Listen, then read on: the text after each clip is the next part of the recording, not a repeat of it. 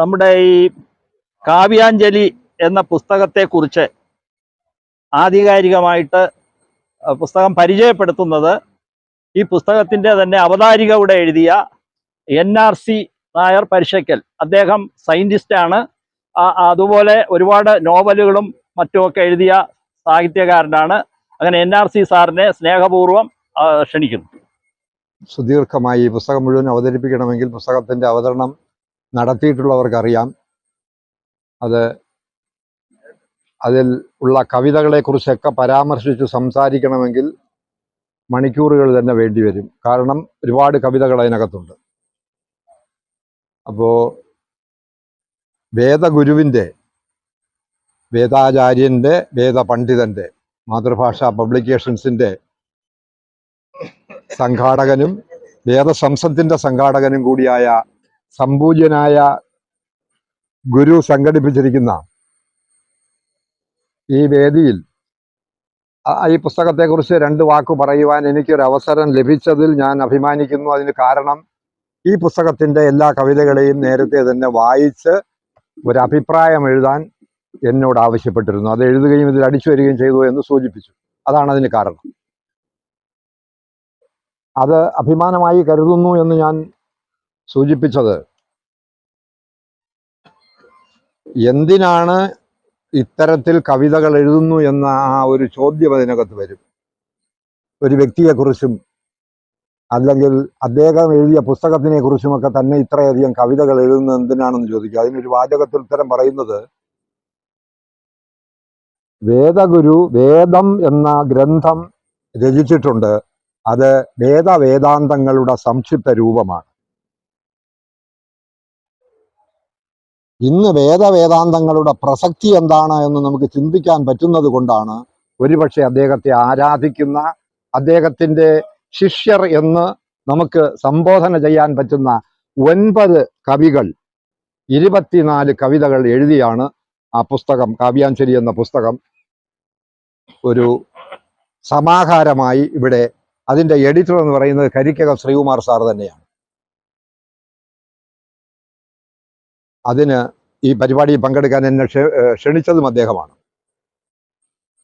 അതുകൊണ്ട് അദ്ദേഹത്തിനും ഗുരുവിനും ഇവിടെ ഈ പുസ്തകങ്ങൾ പ്രകാശനം ചെയ്ത ചെയർമാൻ സാറിനും വാർഡ് മെമ്പർക്കും എന്നെ ഇപ്പോൾ ശ്രമിച്ചുകൊണ്ടിരിക്കുന്ന, സാഗൂതം ശ്രമിച്ചുകൊണ്ടിരിക്കുന്ന നിങ്ങൾക്കും ഒരു വാക്കിൽ മാത്രം നന്ദി പറഞ്ഞുകൊണ്ട് പരിചയപ്പെടുത്തുന്നത് ആ കവികളെയും കവിതകളുടെ പേര് മാത്രമേ പറയാനുള്ള അവസരം കിട്ടുള്ളൂ. അല്ലാതെ 24 കവിതകളെയും വായിച്ച് 2 വരി നമ്മൾ വായിച്ച് സംസാരിക്കുകയാണെങ്കിൽ ഒരുപാട് സമയമുണ്ട്. അതുകൊണ്ട് അത് നമ്മൾ മാറ്റിവെച്ചുകൊണ്ട് ഈ കവിതകളെക്കുറിച്ചും കവികളെക്കുറിച്ചും ഞാൻ ആരൊക്കെയാണ് അതിൽ എഴുതിയത് എന്ന് നിങ്ങളോട് പറയാം. പുസ്തകം അതിൽ 9 കവികളെന്ന് പറയുന്നത്, ആദ്യത്തെ കവിത കരിക്കകം ശ്രീകുമാർ സാറിൻ്റെ തന്നെയാണ്, എഡിറ്ററുടെ കവിത. ആ കവിതയുടെ പേര് വേദം എന്നാണ്. അദ്ദേഹത്തെ നമ്മൾ പ്രത്യേകമായി പരിചയപ്പെടുത്തേണ്ട ആവശ്യമില്ല. മലയാള കാവ്യരംഗത്ത് തൻ്റേതായ ഒരു മുദ്ര ഇതിനകം തന്നെ പതിപ്പിച്ച ഞാനൊരു ചെറുതാണേ മുതലായ കവിതകൾ മലയാള സാഹിത്യത്തിൽ അത് കുട്ടികൾ തന്നെ അവർ കവിതാലാപനങ്ങൾക്ക് ആലപിക്കുന്ന നിലയിൽ പ്രശസ്തനായ കവിയാണ് അദ്ദേഹം. മറ്റൊന്ന്, അദ്ദേഹം മലയാള സമാജത്തിൻ്റെ വൈസ് പ്രസിഡന്റാണ്, കന്യാകുമാരി മലയാള സമാജത്തിൻ്റെ എഡിറ്ററുമാണ്. അങ്ങനെ എല്ലാ നിലയിലും നിങ്ങളൊക്കെ അറിയുന്ന ആളാണ്. അദ്ദേഹത്തിൻ്റെതാണ് ആദ്യത്തെ കവിത, വേദം എന്നാണ് ആ കവിതയുടെ പേര്. രണ്ടാമത്തെ കവിത എഴുതിയിരിക്കുന്നത്, ഞാൻ ആളുകളെയും കവിതയും മാത്രം പരിചയപ്പെടുത്തുന്നത്, എല്ലാ കവിതകളെയും കുറിച്ച് പറയുന്നതിനുള്ള സമയം ഞാൻ പറഞ്ഞു. ശ്രീ മുരുകൻ കൃഷ്ണപുരം എന്ന് പറയുന്ന കവിയാണ് അതിനകത്ത് രണ്ടാമത്തെ കവിത എഴുതിയിരിക്കുന്നത്. അക്ഷര വിഗ്രഹം വേദാർത്ഥമാകുമോ എന്നാണ് ആ കവിതയുടെ പേര്. അദ്ദേഹത്തെയും ഇവിടെ അറിയാൻ പറ്റും, കാരണം കന്യാകുമാരി ജില്ലയിലാണ് അദ്ദേഹം താമസിക്കുന്നത്.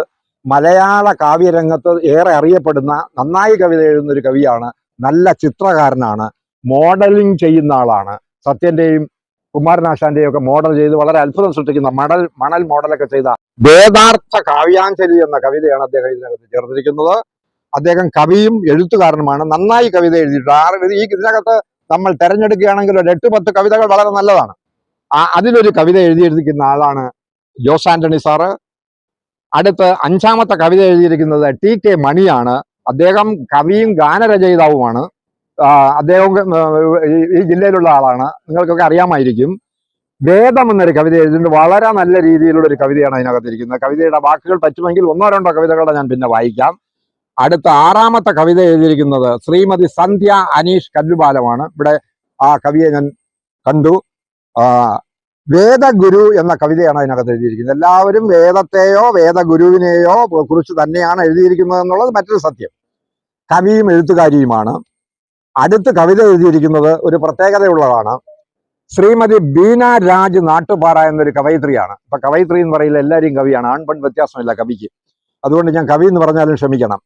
ബീന രാജ് നാട്ടുപാറയുടെ പ്രത്യേകത എന്ന് പറഞ്ഞാൽ 5 കവിതകൾ എഴുതിയിരിക്കുന്നു. ഇതുവരെ ഞാൻ പറഞ്ഞവരെല്ലാം ഓരോ കവിതയാണ് എഴുതിയിരിക്കുന്നത്.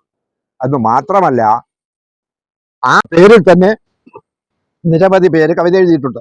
ഇതിന്റെ പ്രത്യേകത, അതിലെ 3 കവിതകളാണ് നമ്മുടെ ഇംഗ്ലീഷ് പരിഭാഷ ചെയ്തിരിക്കുന്നത് പ്രേംദാസ് സോംദാസ് യഹൂദി എന്ന എനിക്ക് ഏറ്റവും ബഹുമാനിക്കുന്ന ബഹുഭാഷാ പണ്ഡിതനാണ്. ഇസ്രായേലി ഭാഷയും കൂടെ അറിയാവുന്ന ഒരേ ഒരാൾ ഞാൻ പരിചയപ്പെട്ടിട്ടുള്ള ആളാണ്. ഇംഗ്ലീഷ് നന്നായിട്ട്, തമിഴ്, മലയാളം എന്നീ ഭാഷകളുടെ പണ്ഡിതനാണ്. അദ്ദേഹത്തിന്റെ വേറെയും പുസ്തകങ്ങൾ ഞാൻ കണ്ടിട്ടുമുണ്ട്. വളരെ നന്നായി ഇംഗ്ലീഷ് പരിഭാഷ ചെയ്തിരിക്കുകയാണ് ഈ കവിത. കവിത നിങ്ങൾ വായിക്കുകയാണെങ്കിൽ നിങ്ങൾക്ക് മനസ്സിലാവും. ഇനി അടുത്ത ശ്രീമതി സൂര്യ വണ്ണിയൂർ 10 കവിത എഴുതിയിരിക്കുന്നത്. നേരത്തെ ഒരാൾ 5 കവിത എഴുതിയപ്പോൾ ഇത് 10 കവിതയാണ് എഴുതിയിരിക്കുന്നത്.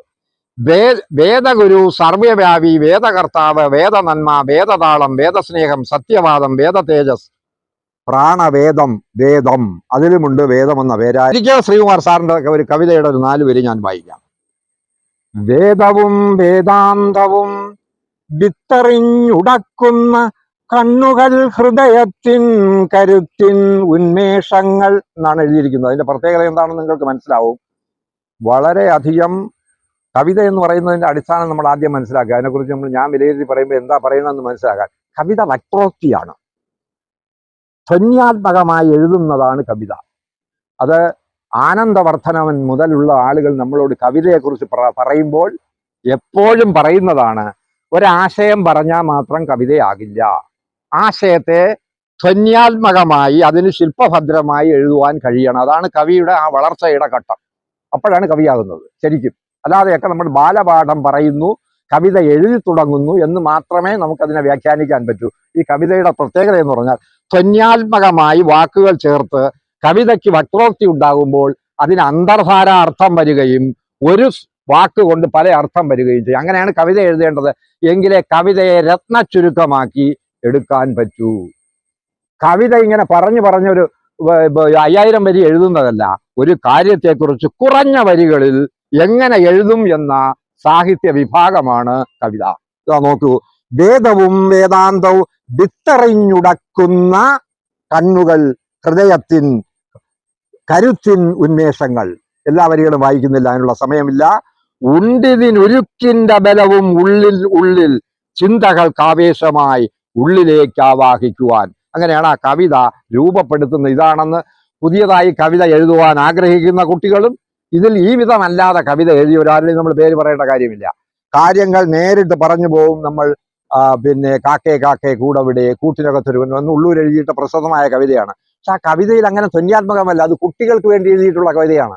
ഈ ഉദാഹരണം ഞാൻ പറഞ്ഞുകൊണ്ട് ഇനി കവിതയുടെ ഒരു കവിത കൂടെ ഞാൻ വായിച്ചുകൊണ്ട്, ശ്രീ മുരുകൻ കൃഷ്ണപുരം, അക്ഷര വിഗ്രഹം വേദാർത്ഥമാകുമോ. അത് ഒരു ഗദ്യ കവിതാ രൂപത്തിലുള്ള കവിതയാണ്. അത് നേരത്തെ എഴുതിയത് വൃത്തബദ്ധമായി കവിത എഴുതുന്ന രീതിയാണ്.